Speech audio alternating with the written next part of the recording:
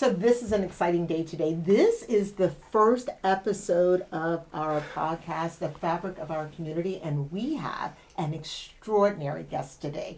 She really does embody the spirit of building homes and connections. I'm Tracy Mitchell. Hi, I'm Joel Greenzade, President and CEO of G Street Fabrics, and welcome to our podcast, The Fabric of Our Community. I have to say, Tracy's very humble, but I always have to introduce Tracy as the Emmy award-winning journalist and author, Tracy Mitchell.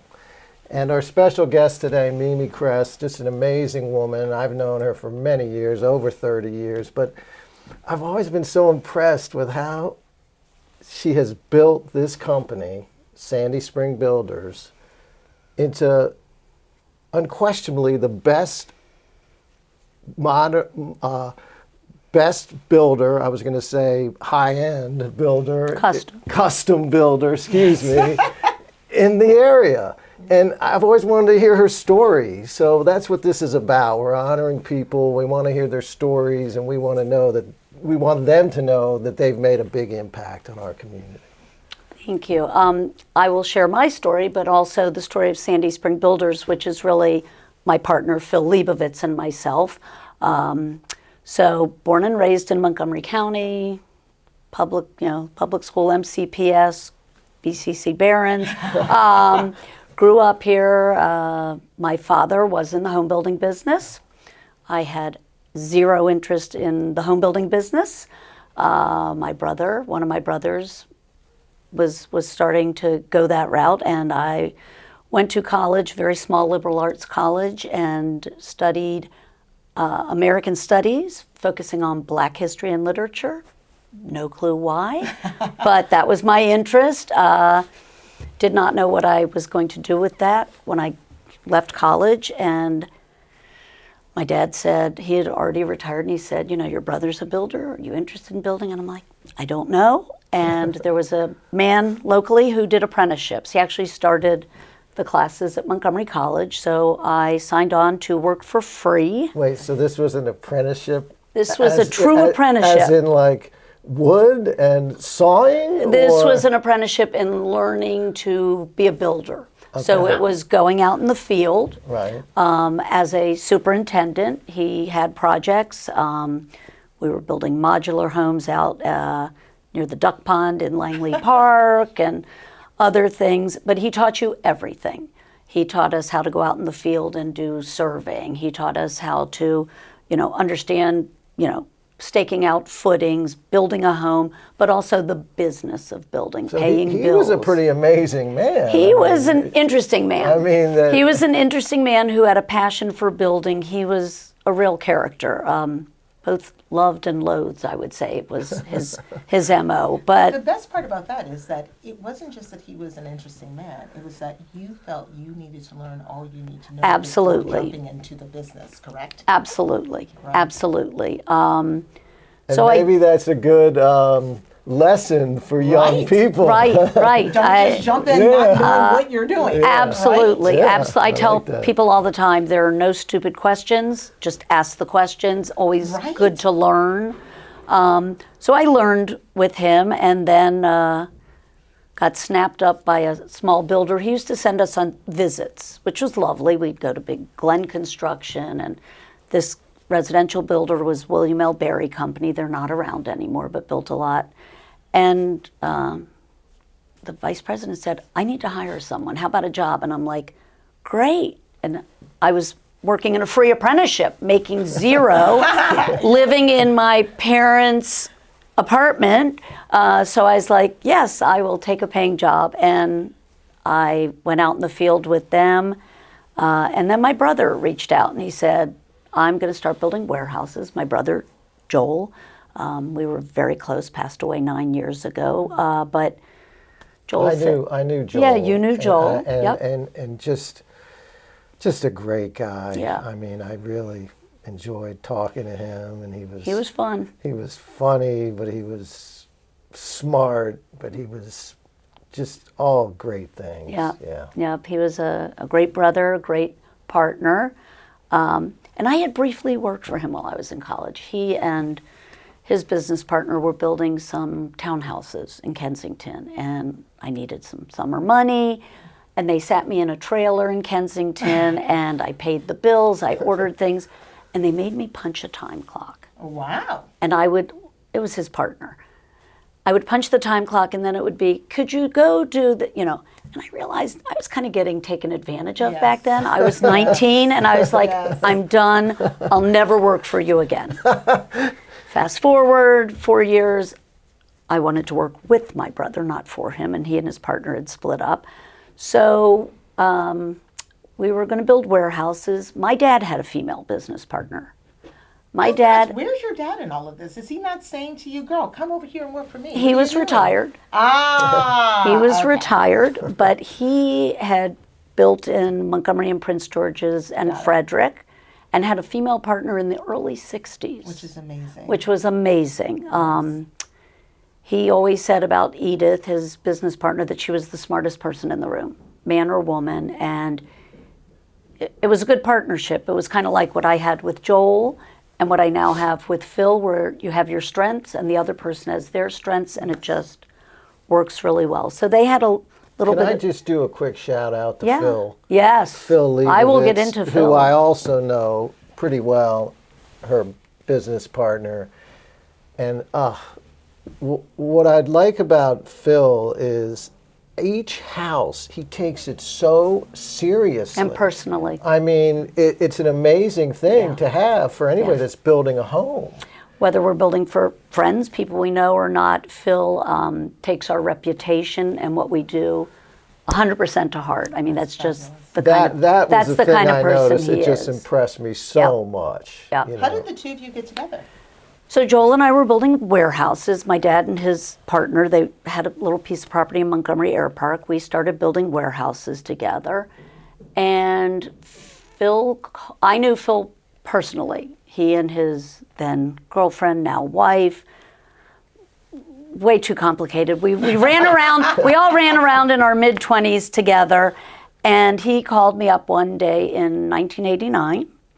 I was pregnant with my first child. And he said, do you and Joel want to build houses with me in Virginia? I'm like, okay, what's going on? It was another recession, and there was opportunity that Phil knew about to get lots to do production housing. So Joel and I and Phil joined forces, started our company, Springbrook Builders, in 1989, and we were really doing the opposite of what we do now. We were doing tract housing, production homes in Virginia Run, Ashburn, up in Germantown, Goshen, areas like that. Ashburn before anybody was Before in Ashburn. anybody. This was the early 90s. And it was going great, and it was a great partnership, and all three of us had our strengths that we played off of with each other. And then we started eking out. We were building way out in Potomac, and it was kind of way out river, the end of River Road, but it was kind of semi-custom. And my brother Joel decided he just did not like the custom part. He didn't like the homeowners. He wanted to go back into commercial.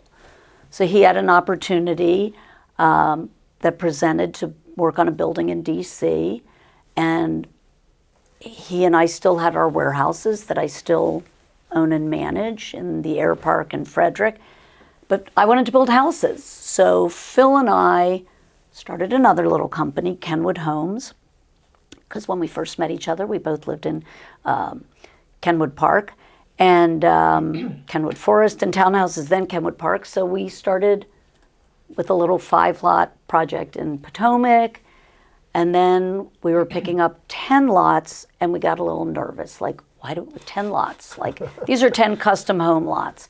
And we were looking for someone to buy half of them. We talked to a handful of builders and that we've known for years, and we reached out to Richard Mandel, who had a little company at the time called Sandy Spring Builders, Inc. He lived there when he first got married, that's the name. And he said, I just did this with another builder. He goes, why don't we build all 10 together? So we started a partnership and did that, kind of started doing a few custom homes a year. And we had Kenwood Homes, we had Sandy Spring Builders Inc., and I'm like, this needs to be one company. So we re-emerged as Sandy Spring Builders as an LLC. And Phil and I, Richard is about a decade older than Phil. I'm a little younger than Phil. He was kind of edging out of the business as Phil and I grew the business. Richard left the company and retired about 12, 13 years ago now. And Phil and I really, and I credit Phil. Phil is the CEO. Phil is the rainmaker. I'm the COO. I'm the, get the details done person. He's a great big picture person. And, we've been partners since 1989, so a long time. So he really had the vision, different things that we did for growing the company, for finding lots. People come to us with the properties now, which is a huge advantage in this market. And, we build anywhere from, on average, at any given moment, we'll have 10 to maybe 15 homes under construction. Couple of the ones we have under construction now are probably the equivalent of 4 to 5 homes. They're massive projects which take.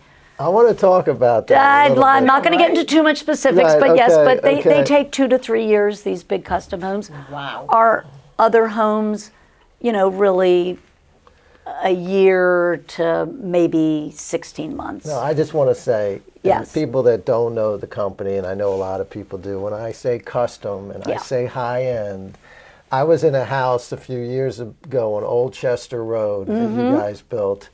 It blew me away. It was a gorgeous home. I mean, so I want to make sure that everybody understands the magnitude. Go to the website, see all the beautiful homes, sandyspringbuilders.com. So not getting into the weeds, so it seems like you obviously worked very hard, but things kept coming to you. I think it was also, I always believe in karma. Right. Business is tough, life is stressful. Yes. I'm a big proponent of meditation and yoga to keep my sanity. I love that. Oh, no. Okay, I'm a yoga instructor. Well, we'll talk about that later because I used to go to Extend around the corner. No, but I'm just saying how it does change your entire outlook on life. Absolutely. No. I need that calming.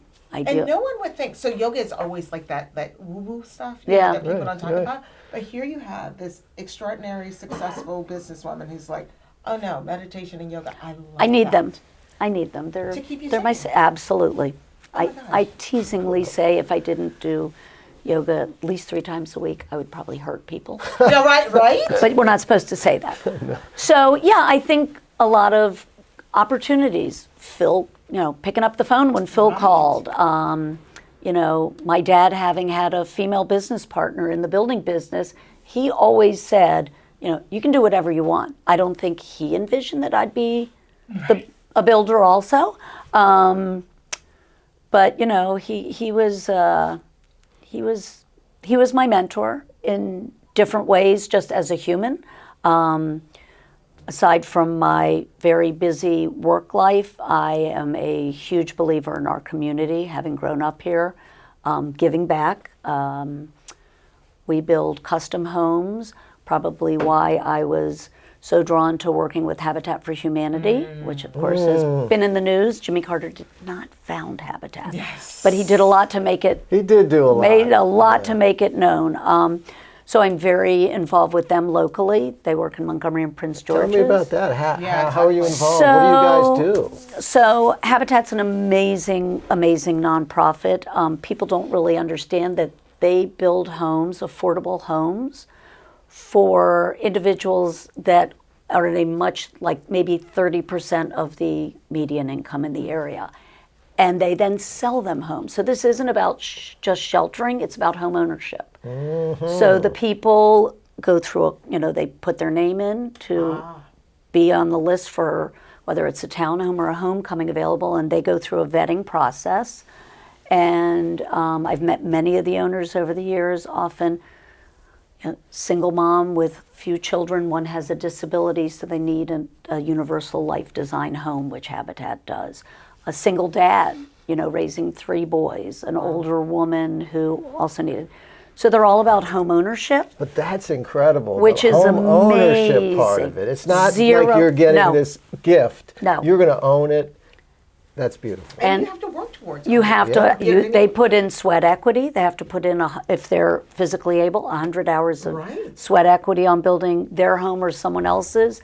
They learn about home finance, budgeting, homeowner maintenance. amazing. And it's a great program because they are building equity, and if their circumstances change, which has happened to a couple of the owners locally, and they're able to move out, buy their own home, Habitat gets the first right to buy it back and put another family in, and they get a certain percent of the appreciated value. And if not, then they are free to sell it. But what got me very excited with Habitat 9 years ago, they started Women Build. And it was supposed to be a one-day thing. And then it was a one-week thing. It is now 3 months. I don't know about other habitats, but for Habitat Metro Maryland, it is their single largest fundraising effort. Wow. Forget golf, forget their breakfast, Women Build is huge. I love it. Who are the women building? Like, Any women. Anyone. You can join my team, the I can Hammer join your Chicks. team. No, seriously. Yeah, no, you're gonna The Hammer Chicks. You're going to be on the Hammer Chicks. We are the most desired team because really? oh yeah, because we do the most fundraising, which is wonderful. Last 2 years we've raised more than $50,000 Wow. individually. Your team. The Hammer Chicks, our team, and the women that build with me. So amazing. started out with a team of 10. We had 4 build days this year. I had 35 women over 4 days, April, May, and June, come out and build. Amazing project that Habitat and the county are doing, Randolph Hills, where it's 3 homes, 24 condo units. So that's the first time they've done condo. They're not building the condo. And then the rest of the project is all an affordable housing builder. So love Habitat.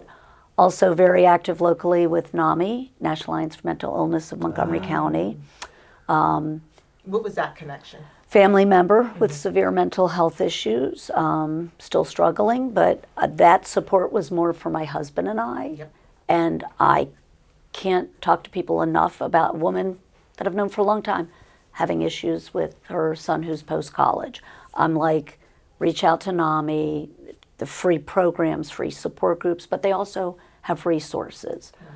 So I took my husband and I took a class with them called Family to Family, about 14 years ago, when things were at a kind of crisis point. And it was just such a eye-opening experience to be with other people who their situations might not have been the exact same, but they understood dealing with a loved one with a mental illness as opposed to a physical illness. So there's also the stigma. There's also the fact that that loved one may not know or acknowledge they have an illness. So we learned a lot. I wanted to give Real back. quick, I just want to say the stigma thing Huge. is so important, Huge. And I would tell anybody, don't worry, get a Right. psychiatrist. It might be the best thing you ever did. 100%. I say that, you have to, it's like mushrooms and, things grow in darkness. Yes. You need to shine a light on mental illness so that the stigma doesn't grow, Absolutely. because that's the main reason people don't get help.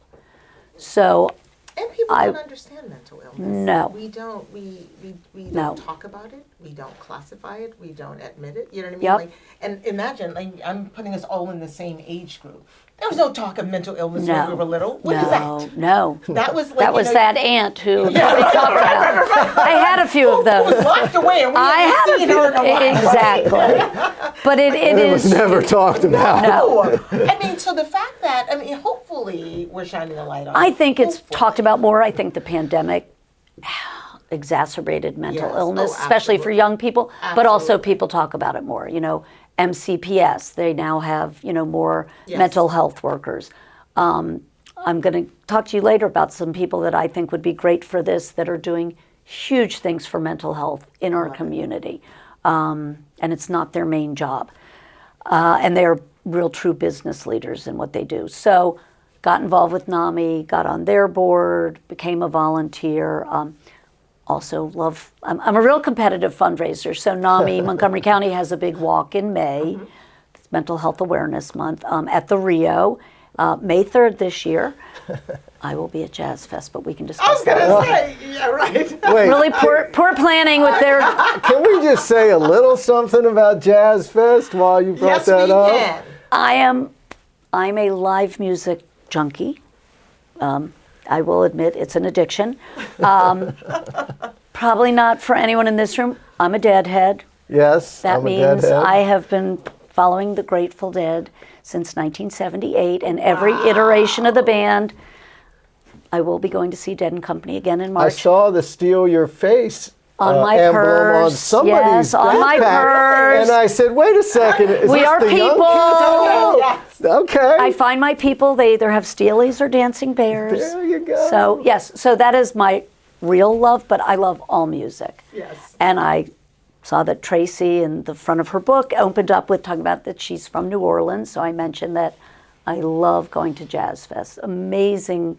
I love music of all kinds. I love rock. I go to metal concerts with my son, That's it. So one of the acoustic funny concerts with my daughter. So the funny thing that we were talking about in New Orleans, people from New Orleans know that Jazz Fest is always Yep. last weekend in April, first weekend in May, right? Yep. And you have to decide when you're going. And when you said that, I said, "Oh my God, I'm going to give you honorary status." You know what I mean? So Like, I that's am, amazing. as I said, I know that in about another week or so the lineup's coming out, but it Yes, it is. doesn't matter. I'm still going. Discover great musicians there, but unfortunately the NAMI walk is that weekend. It will be the first walk I miss, but I have a team, the Stigma Stompers. I'm big on teams. I try to get people out to come do the walk. They get about 400 plus people at the Rio, and we have tabling for Suburban Hospital is there, Adventist is there, Behavioral Health Services, all kinds of lawyers that do special needs trusts and things. So it's a great community event. I mean, so. I was impressed with you before, but I now know, right? I'm just more impressed and more If I impressed. wasn't you a run this builder, company with this would be- Phil, yeah. and then all these outside things you're doing for the community. Wow. I don't slow down. Do you I sleep? don't slow down. I do sleep. I like sleep. I like 7 hours. I do like to get 7 hours. Well, you hear about these people and you wonder, the question is always, how do successful people make it? Because it seems like you go from here, Joel and I were talking about this, you go from here to here, right? And people don't understand the work, the commitment, Sure. the time, all of the things that are sandwiched in between. Absolutely. So how do you help people who are younger than you, right? Who may want to get, especially women. 'Cause Yep. You do not have women in your space like that. Some, but They're yeah, coming, not a lot. but it's not historically a thing. How do they get to where you are? What can they do? How can they get on that path? So one thing that I would say to both of you that I'm sure you do is I never say no to a young person, whether it's they're an up and coming. I want to be in the law, but I know you know people in real estate law. I will have a cup of coffee or a meeting with Yep. anyone who asks. I love that. It's anyone beautiful. who asks. I get energized for young people. I mean, 100%. Yeah. So I love hearing what they're interested in. I once had coffee with a woman, that's a whole side story, where I ended up, we became instantly connected, and I produced a play that she wrote, and I am not a play producer. I'm not an author. It was very, very, but it's because she wanted to have a cup of coffee and talk to me. So Nice. I think Nice. I would encourage young people, don't be afraid to ask, to talk to people that are in the space you want to be in. I had someone I know ask me for someone he knew whose daughter is really interested in a specific architect locally. She's in architecture school. Great. They were, reach out. It's all about connections. Yes. It really is about connections. And I've lived here all my life, and so I love connecting people. So it's true what I said. That is probably my superpower. I love connecting people, whether it's our clients, with other people, with vendors, and then in the nonprofit realm, just making those connections to help people. I mean, that's perfect because, in a way, that's what we're trying to do. Yep. here. Yes. I mean, first, of course, we're honoring people like you that have made this huge commitment to the community, and your business has made such a mark. And we're just trying to connect people. Yeah. Great Yeah. people. And there's so many people that we don't even know their Right. greatness. Right, And right. this conversation I don't know about greatness, but I do believe is connecting. opening me up to just wow. Yeah. Yeah. Well, you. to your point, I mean, connecting people and even talking about, like you were saying, that is your superpower. Yeah, I love right? connecting. Connecting, and when we do this podcast, that's what we're hoping to do, helping people understand that there's so many of us building up our community. Mm-hmm. You know what I mean? Right. And giving a voice to people who wouldn't have a voice otherwise. So Right. we applaud you for that. Thank you. Yeah. Thank you. Yeah. Mimi, really, what I really want to hear about now, though, is the houses you're building. What types of houses? Just everything, the windows, the floors. What's going on with the houses? You know, it's such an ever-changing.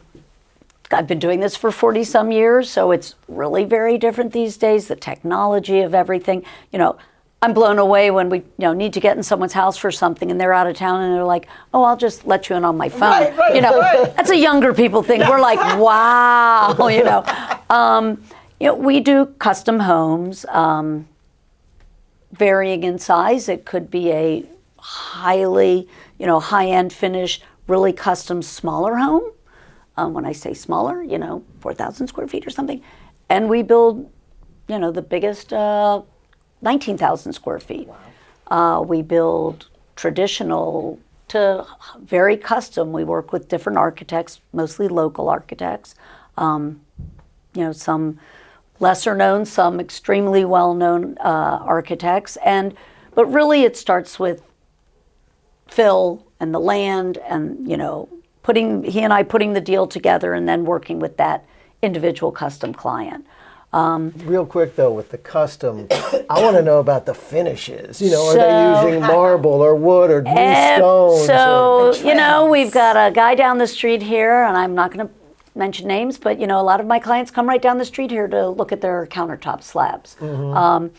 Marble and granite are still in. There was a period where people were much more into the synthetic quartzite and Caesar stone, but still people, they love marble, they love granite, they're, stone in general, whether it's inside your house or outside. People still love those natural products. We can do homes that have wood beams. They could be, a real more rustic, like the home you talked about on Old Chester. Yeah. That was a timber framed home, a lot of wood beams inside, very Colorado reminiscent. Oh, wow. Or they can be, contemporary wood beams that are, a light stain, very linear, not rough cut. Lots of windows, too. I love Lots the big of windows. big. So contemporary, I won't say uber modern. We do those, but people have been leaning more transitional, contemporary. Yes. The modern farmhouse has continued to be big. You see a lot of white clapboard siding houses with big glass, black framed windows. That's just Is that still in, the black frame windows? still in. Okay. Still in. Okay. I think people are going to say, "Oh, we know that modern farmhouse look was around for a while."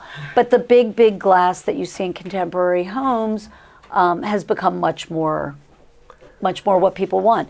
You build a modern home, though, you have to remember, people looking in, people in glass houses, electric shades and things like that are really big now in bedrooms. And if you have contemporary homes with windows, Or draperies. Or draperies, Or right? draperies, Right, yeah. draperies. Draperies, yeah. draperies. Well, So real what- quick, what's the coolest thing that you've seen just in the Yes. last few years? Like, whoa, this blew me away. I didn't know this was going to happen. I don't know that it's necessarily product related, but I will say a home that we recently delivered, this was a first for us. We've done sport courts, all kinds of things. I'm talking sport courts in the house. Wow. Yeah, keep the kids busy. We put in two-lane bowling alley Okay, but that's so cool. for an older couple, so their grandkids nice. could So bowl. cool. I love that. That was probably one of the wildest things. The grandkids are going bowling. Two Right? bowling lanes. Okay, but there's bowling lanes in the basement of the White House, right? Oh, I've been to those. I have too. I had a niece at State Department. That was very cool. I know, right? Very So it's historic. Like reminiscences of, right? Yeah. But they, That's amazing. we say if you dream it, we will build it. I love We it. jokingly say, you want the roof in the basement, okay, but So it's truly custom. It's amazing. really working hand in hand with our clients. And we are so fortunate that, as Phil likes to say, we eat, drink, and live among our clients. Many of our clients were friends before we built. Many of our clients become friends after we build. So, Well, you're spending a lot of time with them. we spend a lot of time. They And gotta love you. we say builder for life, and we mean it. As Joel said, Phil takes all of this. I do also, but he's more the front of things very Yes. personally. And, we will come back years later, whether it's our responsibility or just to help you. I had a client yesterday, built the parents' house, her house, know their daughter because he's dating a friend's son. And she reached out, it's been like 12 years. She's like, we roughed in for an elevator and I think we want to put it in. Can you help us? Of course, That's really cool. of course. So when you look back, like I met this builder, a friend of mine, not here, who said, it's so great to go look at he's older, Yep. all of my old homes. When you look back, what would you want your legacy to be? What do you want to look back and say, I did that? So I'm going to veer off the building thing. I mean, I love driving around and seeing the homes I built. Of course. And, there's certain part of downtown Bethesda area and surrounds where Phil and I have built, I can easily in a couple neighborhood drive you around and see 80 custom homes we've built. Yeah, we've been doing this a long time and I am proud of every one of them and the relationships that we've made from them. But, I have to say it's my community work. I want to build community. Another quick shout out, the Community Foundation. So the Greater Washington Community Foundation, I'm involved with their Montgomery County part and work on their grants. And they have given millions and millions and millions of dollars to nonprofits in the area. So they have something called Sharing Montgomery. And they work with all different, whether it's housing, whether it's food insecurity, whether it's mental health. They are involved in everything. And it's let me see a lot more of the community that I grew up in and the need. I think that's exactly the type of people why we brought you here. It's just amazing that you're saying it's not about what I built in buildings, it's about what I did for the community. And that's the kind of people that we bring here. We want to bring more people here just like that. I got to say, hearing your story, I did not know all this. Yeah, and we've I'm known just each other like, so long. It's amazing. Thank you. And I just want to I give agree. a quick one more shout out to Phil Leibovitz. Absolutely. The other half of my brain, and he says the same about me. Just a great guy. I know his granddaughter, Sloan, this amazing granddaughter, Sloan, Yeah. and she has been in G Street Fabrics. Oh my goodness. I want you to know that. She's and a little I was cutie. sort of proud of that. She's a little cutie. But listen, we just want to thank you so Thank much. you. Absolutely. So I mean, wonderful to sit with you and chat and meet you and make a new connection. You really are the epitome of the type of people Thank that you. we want to recognize in this community. And Recognize and honor. honored. It's Thank you. And my hope is that people learn about, to me, again, it's our company, that's great, but it's learning about our community. Absolutely. And the, we're all part of beautiful. this community. Amazing. I can't thank you enough. Thank you. We have more guests on tap. Absolutely. We're going to keep doing this. And maybe Mimi will come back too after she builds her next house for Habitat for Humanity, and I'll be there Oh, with her. I have some new women to join my team. I'll have my date soon. excellent. So no, thank Wonderful. you so much. Thank you. Thank you. It's been my pleasure. The fabric of our community. Right Thank there. you so Thank you. much. Thank you.